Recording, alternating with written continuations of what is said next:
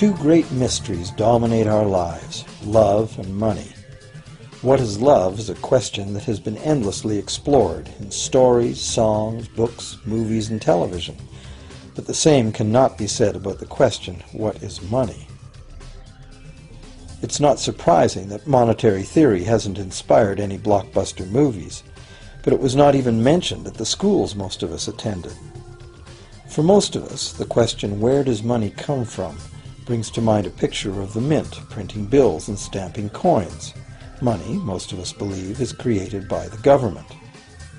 It's true, but only to a point.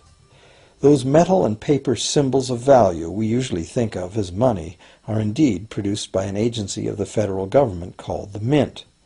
But the vast majority of money is not created by the Mint. It is created in huge amounts every day by private corporations known as banks. Most of us believe that banks lend out money that has been entrusted to them by depositors. Easy to picture, but not the truth.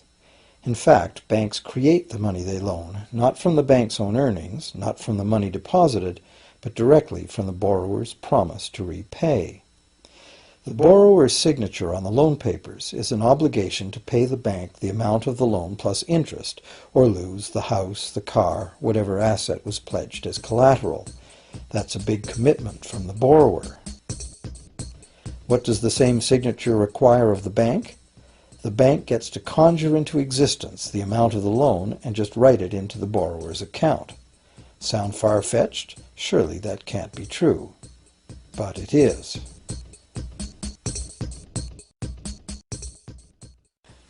To demonstrate how this miracle of modern banking came about, consider this simple story, the goldsmith's tale. Once upon various times, pretty much anything was used as money. It just had to be portable, and enough people had to have faith that it could later be exchanged for things of real value, like food, clothing, and shelter. Shells, cocoa beans, pretty stones, even feathers have been used as money.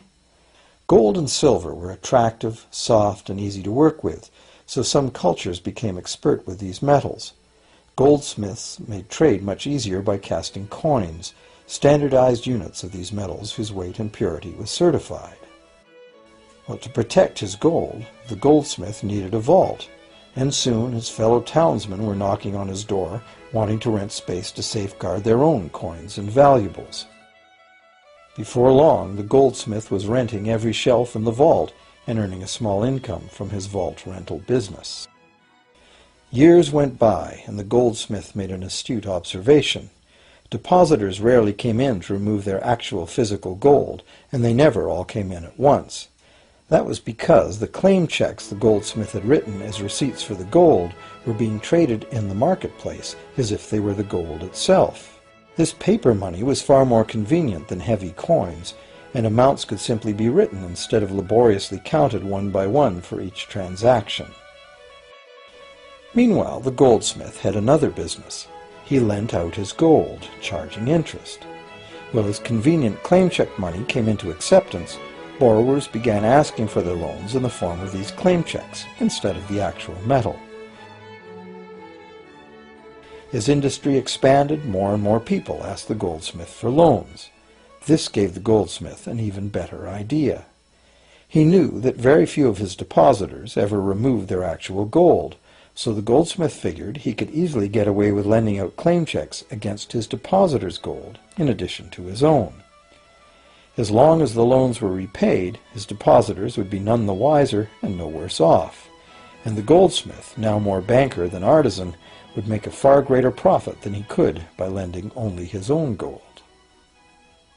For years, the goldsmith secretly enjoyed a good income from the interest earned on everybody else's deposits. Now a prominent lender, he grew steadily richer than his fellow townsmen, and he flaunted it. Suspicions grew that he was spending his depositors' money. His depositors got together and threatened withdrawal of their gold if the goldsmith didn't come clean about his newfound wealth. Contrary to what one might expect, this did not turn out to be a disaster for the goldsmith. Despite the duplicity inherent in his scheme, his idea did work. The depositors had not lost anything. Their gold was all safe in the goldsmith's vault. Well, rather than taking back their gold, the depositors demanded that the goldsmith, now their banker, cut them in by paying them a share of the interest. And that was the beginning of banking. The banker paid a low interest rate on deposits of other people's money that he then loaned out at a higher interest. The difference covered the bank's cost of operation and its profit. The logic of this system was simple, and it seemed like a reasonable way to satisfy the demand for credit. However, this is not the way banking works today.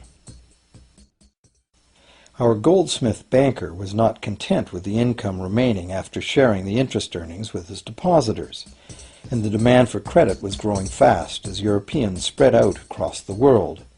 But his loans were limited by the amount of gold his depositors had in his vault. That's when he got an even bolder idea. Since no one but himself knew what was actually in his vaults, he could lend out claim checks on gold that wasn't even there. As long as all the claim check holders didn't come to the vault at the same time and demand real gold, how would anyone find out? This new scheme worked very well, and the banker became enormously wealthy on the interest paid on gold that did not exist. The idea that the banker would just create money out of nothing was too outrageous to believe, so for a long time the thought did not occur to people.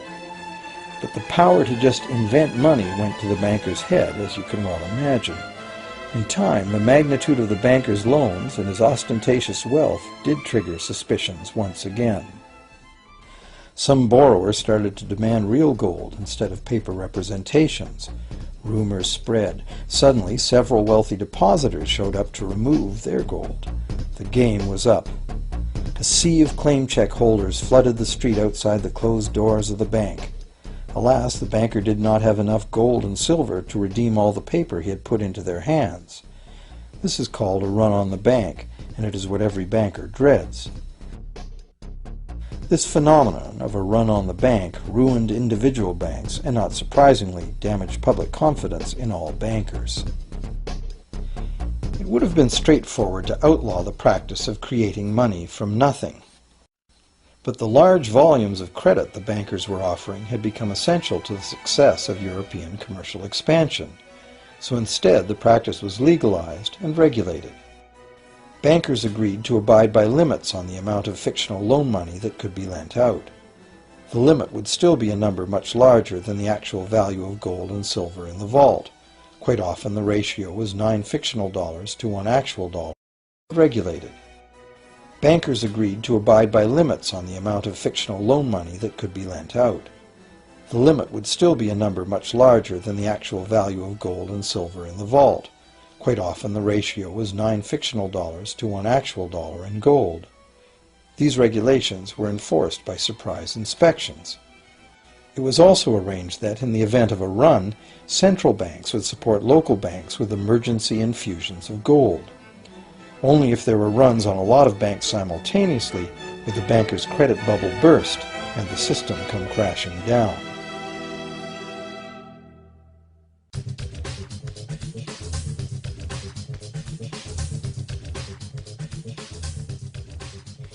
Over the years, the fractional reserve system and its integrated network of banks backed by a central bank has become the dominant money system of the world.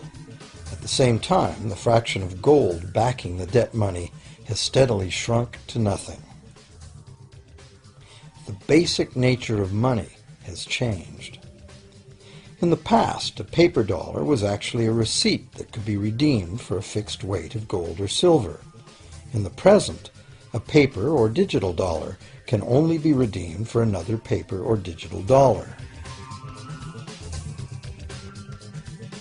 In the past, privately created bank credit existed only in the form of private banknotes, which people had the choice to refuse, just as we have the choice to refuse someone's private check today. In the present, privately created bank credit is legally convertible to government-issued fiat currency, the dollars, loonies, and pounds we habitually think of as money. Fiat currency is money created by government fiat or decree, and legal tender laws declare that citizens must accept this fiat money as payment for debt, or else the courts will not enforce the obligation. So now the question is if governments and banks can both just create money, then how much money exists? In the past, the total amount of money in existence was limited to the actual physical quantities of whatever commodity was in use as money. For example, in order for new gold or silver money to be created, more gold or silver had to be found and dug out of the ground. In the present, money is literally created as debt. New money is created whenever anyone takes a loan from the bank. As a result, the total amount of money that can be created has only one real limit: the total level of debt.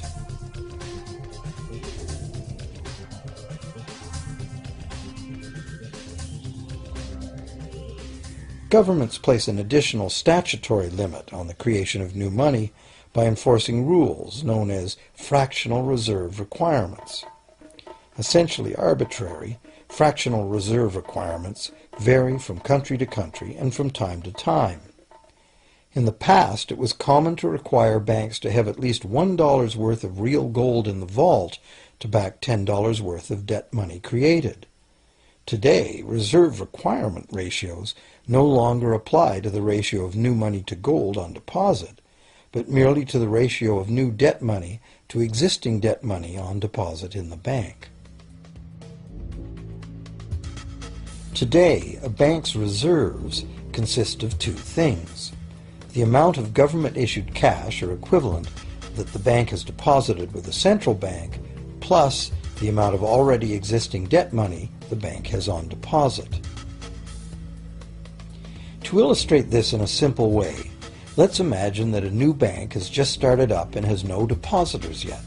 However, the bank's investors have made a reserve deposit of $1,111.12 of existing cash money at the central bank.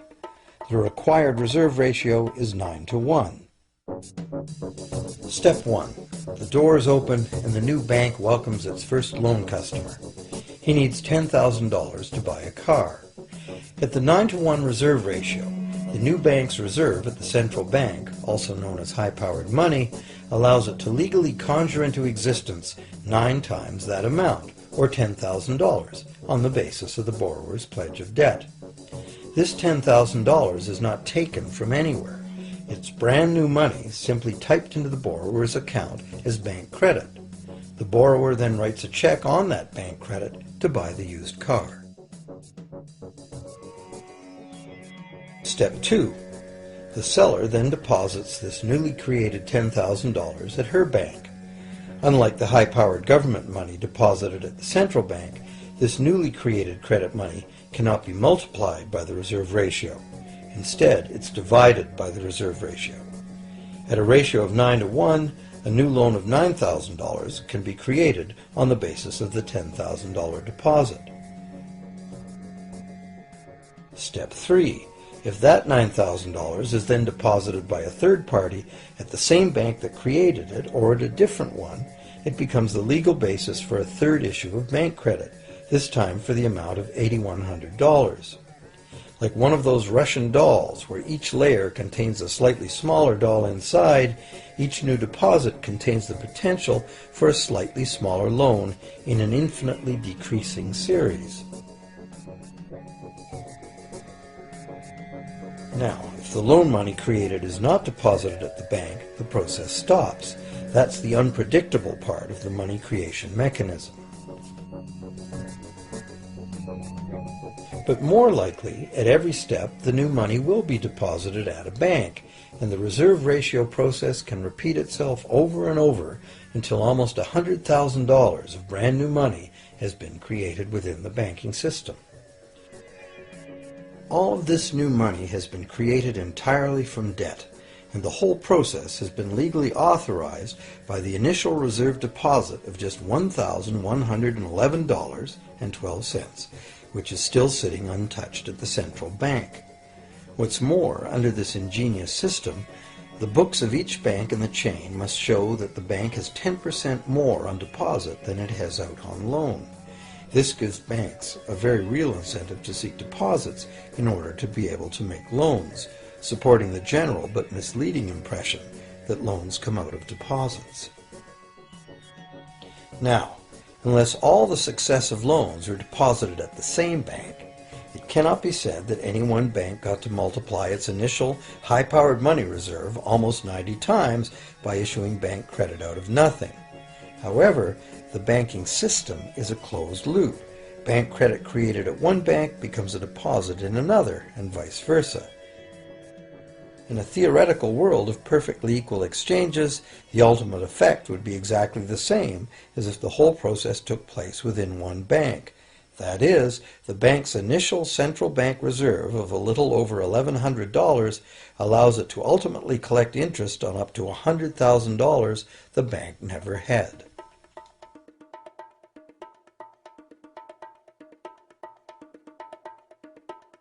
If that sounds ridiculous, try this. In recent decades, as a result of steady lobbying by the banks, the requirements to make a reserve deposit at the nation's central bank have all but disappeared in some countries, and actual reserve ratios can be much higher than 9-to-1. For some types of accounts, 20-to-1 and 30-to-1 ratios are common. And even more recently, by using loan fees to raise the required reserve from the borrower, banks have now found a way to circumvent reserve requirement limitations entirely. So, while the rules are complex, the common sense reality is actually quite simple. Banks can create as much money as we can borrow.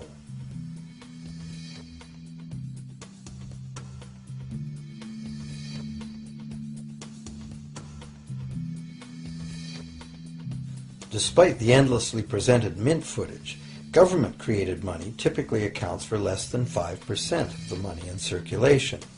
More than 95% of all money in existence today was created by someone signing a pledge of indebtedness to a bank. What's more, this bank credit money is being created and destroyed in huge amounts every day, as new loans are made and old ones repaid.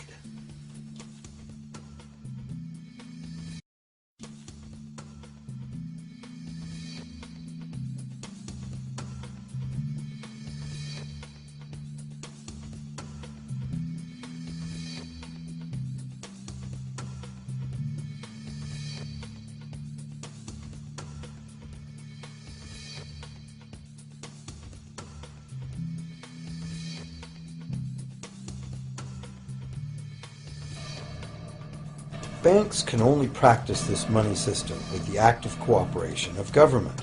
First, governments pass legal tender laws to make us use the national fiat currency. Secondly, governments allow private bank credit to be paid out in this government currency. Thirdly, government courts enforce debts.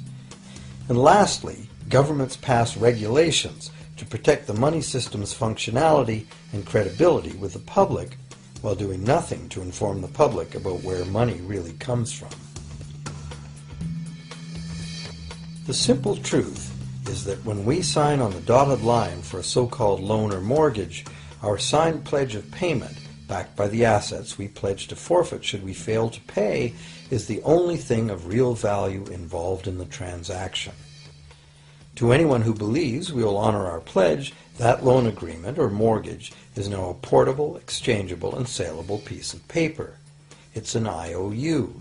It represents value and is therefore a form of money.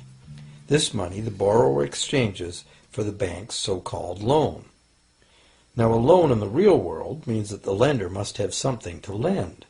If you need a hammer, my loaning you a promise to provide a hammer I don't have won't be of much help. But in the artificial world of money, a bank's promise to pay money it doesn't have is allowed to be passed off as money, and we accept it as such.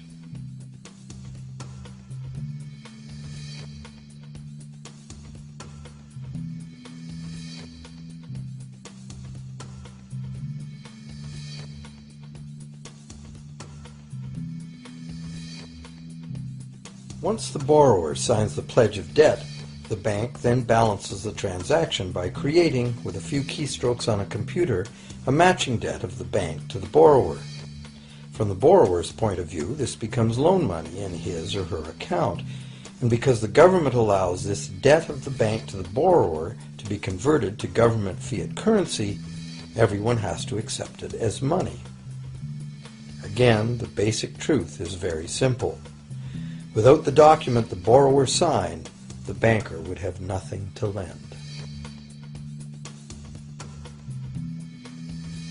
Have you ever wondered how everyone, governments, corporations, small businesses, families, can all be in debt at the same time and for such astronomical amounts? Have you ever questioned how there can be that much money out there to lend? Now you know. There isn't. Banks do not lend money. They simply create it from debt. And as debt is potentially unlimited, so is the supply of money. And as it turns out, the opposite situation is also true.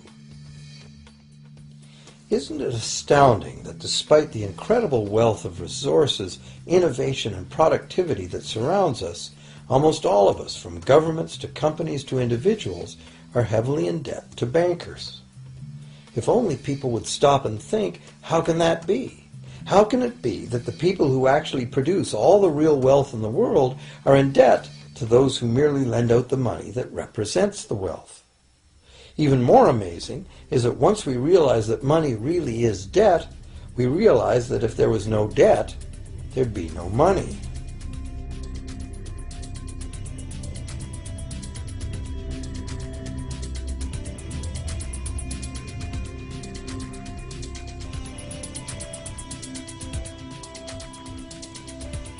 If this is news to you, you are not alone. Most people imagine that if all debts were paid off, the state of the economy would improve. It's certainly true on an individual level. Just as we have more money to spend when our loan payments are finished, we think that if everyone were out of debt, there would be more money to spend in general. But the truth is the exact opposite. There would be no money at all. There it is. We are totally dependent on continually renewed bank credit for there to be any money in existence. No loans, no money, which is what happened during the Great Depression. The money supply shrank drastically as the supply of loans dried up.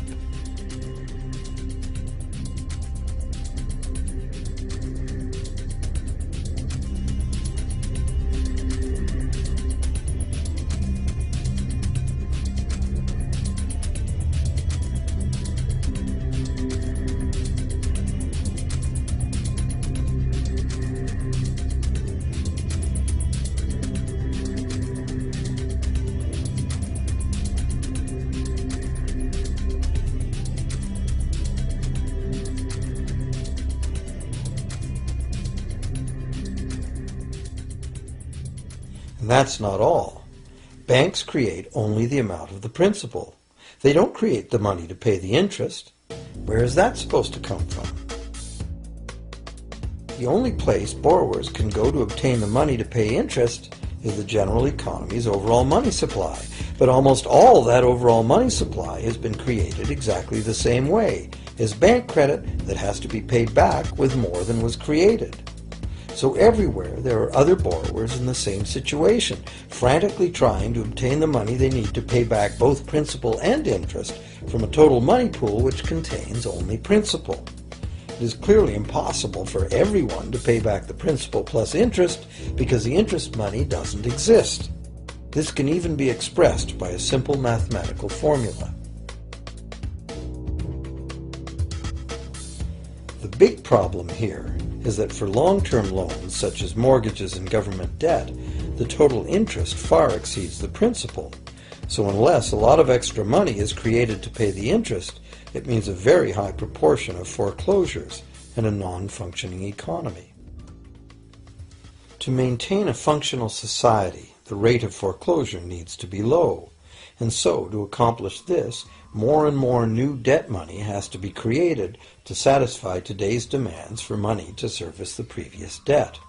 But of course, this just makes the total debt bigger, and that means more interest must ultimately be paid, resulting in an ever-escalating and inescapable spiral of mounting indebtedness.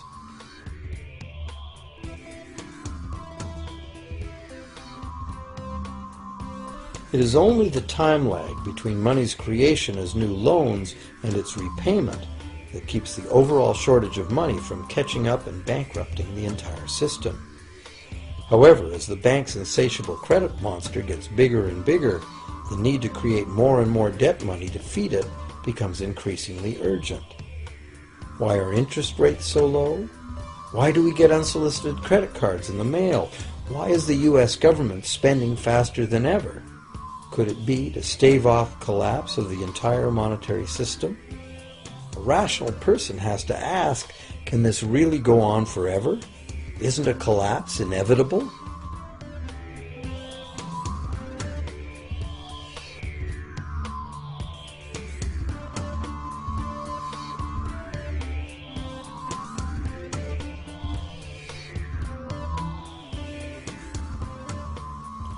Money facilitates production and trade. As the money supply increases, money just becomes increasingly worthless unless the volume of production and trade in the real world grows by the same amount. Add to this the realization that when we hear that the economy is growing at 3% per year, it sounds like a constant rate, but it's not. This year's 3% represents more real goods and services than last year's 3% because it's 3% of the new total. Instead of a straight line, as is naturally visualized from the words, it is really an exponential curve getting steeper and steeper.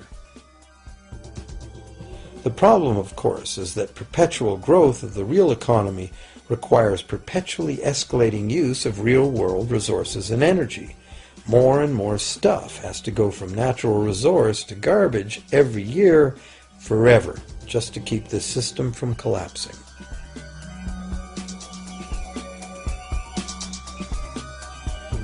What can we do about this downright scary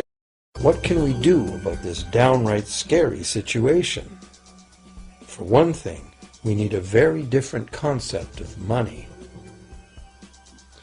It's time more people ask themselves and their governments 4 simple questions. Around the world, governments borrow money at interest from private banks. Government debt is a major component of total debt, and servicing that debt takes a big chunk of our taxes. Now we know that banks simply create the money they lend, and that governments have given them permission to do this. So the first question is, why do governments choose to borrow money from private banks at interest when government could create all the interest-free money it needs itself? And the second big question is, why create money as debt at all? Why not create money that circulates permanently and doesn't have to be perpetually re-borrowed at interest in order to exist? The third question, how can a money system that can only function with perpetually accelerating growth be used to build a sustainable economy? Isn't it logical that perpetually accelerating growth and sustainability are incompatible? And finally, what is it about our current system that makes it totally dependent on perpetual growth? What needs to be changed to allow the creation of a sustainable economy? At one time, charging any interest on a loan was called usury and was subject to severe penalties, including death. Every major religion forbade usury. Most of the arguments made against the practice were moral. It was held that money's only legitimate purpose was to facilitate the exchange of real goods and services. Any form of making money from simply having money was regarded as the act of a parasite or of a thief. However, as the credit needs of commerce increased, the moral arguments eventually gave way to the argument that lending involves risk and loss of opportunity to the lender, and therefore attempting to make a profit from lending is justified. Today, these notions seem quaint. Today, the idea of making money from money is held as an ideal to strive for. Why work when you can get your money to work for you? However, in trying to envision a sustainable future, it's very clear that the charging of interest is both a moral and a practical problem. Imagine a society and economy that can endure for centuries because, instead of plundering its capital stores of energy, it restricts itself to present-day income. No more wood is harvested than grows in the same period. All energy is renewable, solar, gravitational, geothermal, magnetic, and whatever else we discover. This society lives within the limits of its non-renewable resources by reusing and recycling everything, and the population just replaces itself. Such a society could never function using a money system utterly dependent on perpetually accelerating growth. A stable economy would need a money supply at least capable of remaining stable without collapsing. Let's say the total volume of this stable money supply is represented by this big circle. Let's also imagine that moneylenders must actually have existing money to lend. If some people within this money supply begin systematically lending money at interest, their share of the money supply will grow. If they continually reloan at interest all the money that gets paid back, what's the inevitable result? Whether it's gold, fiat, or debt money doesn't matter. The moneylenders will end up with all the money. And after the foreclosures and bankruptcies are all filed, they'll get all the real property too. Only if the proceeds of lending at interest were evenly distributed among the population would this central problem be solved. Heavy taxation of bank profits might accomplish this goal, but then why would banks want to be in business?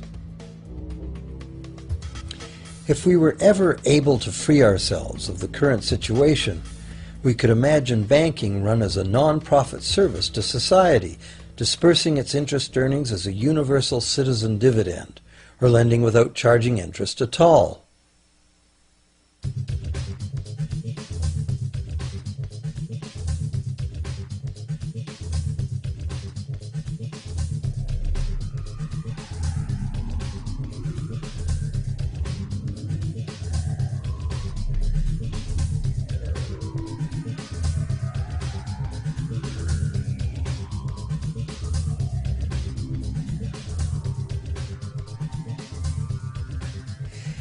If it is the fundamental nature of the system that causes the problems, tinkering with the system cannot ever solve those problems. The system itself must be replaced. Many monetary critics call for a return to gold-based money, claiming that gold has a long history of reliability.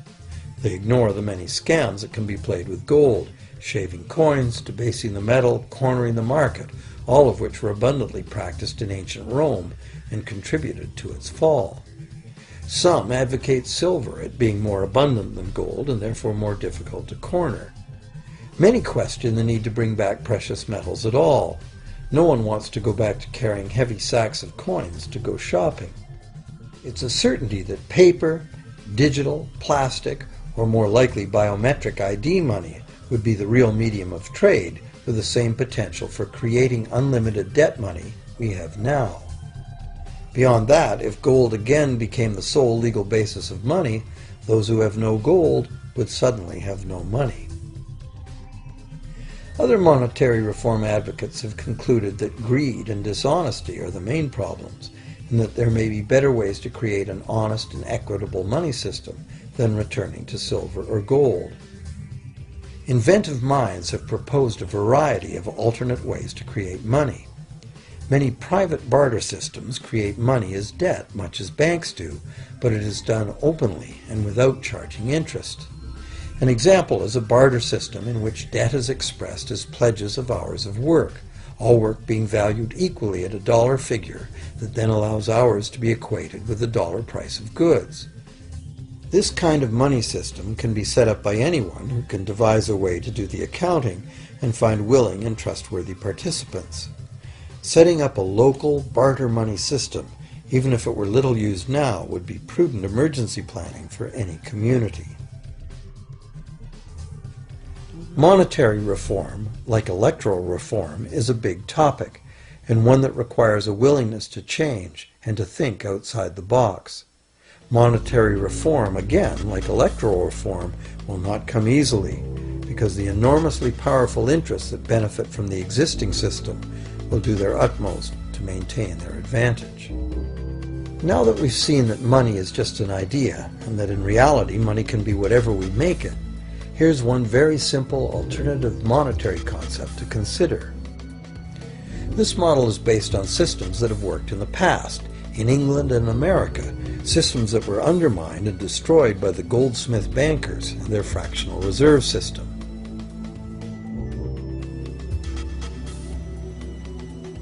To create an economy based on permanent interest-free money, money could simply be created and spent into the economy by the government, preferably on long-lasting infrastructure that facilitates the economy, such as roads, railroads, bridges, harbors, and public markets.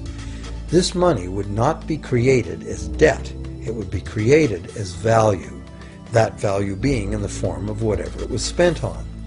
If this new money facilitated a proportional increase in trade requiring its use, it would cause no inflation whatsoever. If government spending did cause inflation, there would be two courses of action available. Inflation is equivalent in effect to a flat tax on money. Whether the money goes down in value 20% or the government takes 20% of our money away from us, the effect on our buying power is the same. Viewed this way, inflation in place of taxation might be politically acceptable if well spent and kept within limits.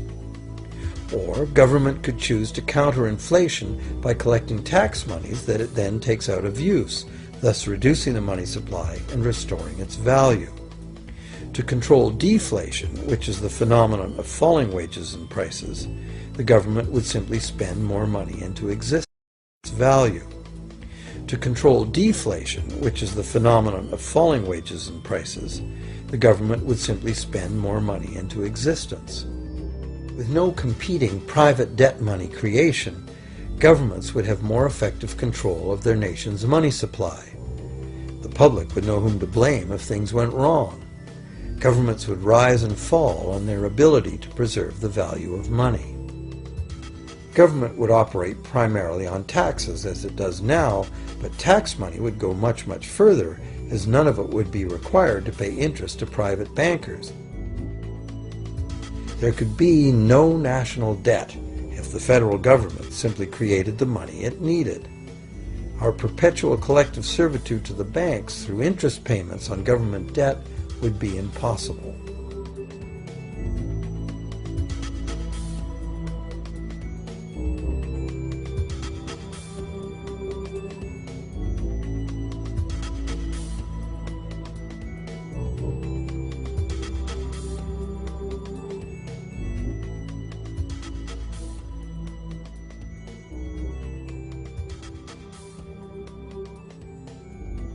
What we have been taught to believe is democracy and freedom has become in reality an ingenious and invisible form of economic dictatorship. As long as our entire society remains utterly dependent on bank credit for its supply of money, bankers will be in the position to make the decisions on who gets the money they need and who doesn't.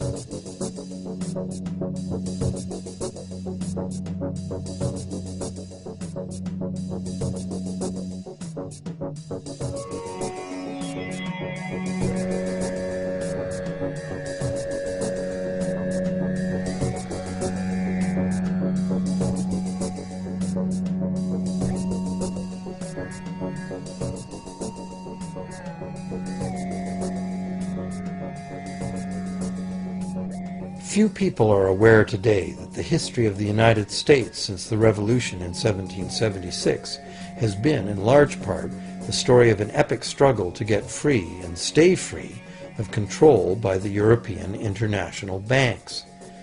This struggle was finally lost in 1913 when President Woodrow Wilson signed into effect the Federal Reserve Act, putting the international banking cartel in charge of creating America's money.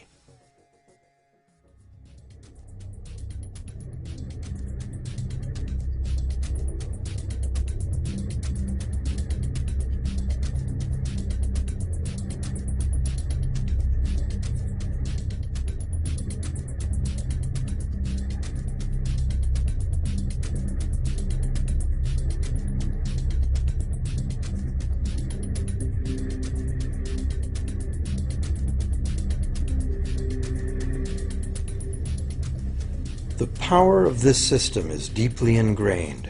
So is the educational and media silence on the subject. Years ago, a Canadian Deputy Prime Minister surveyed scores of non-economists, both highly educated professionals and common-sense people on the street, and found that not one of them had an accurate understanding of how money is created. In fact, it's probably safe to say that most people, including the frontline employees of banks, have never given the matter a moment's thought. Have you?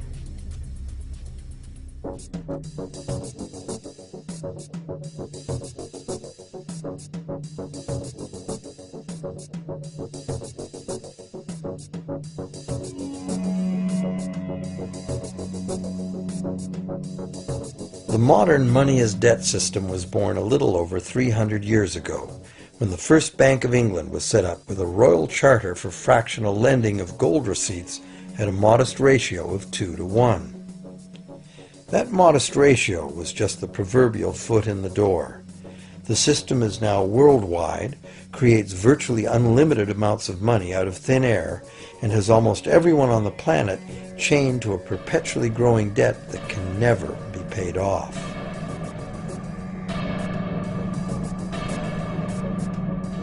Could it have all happened by accident?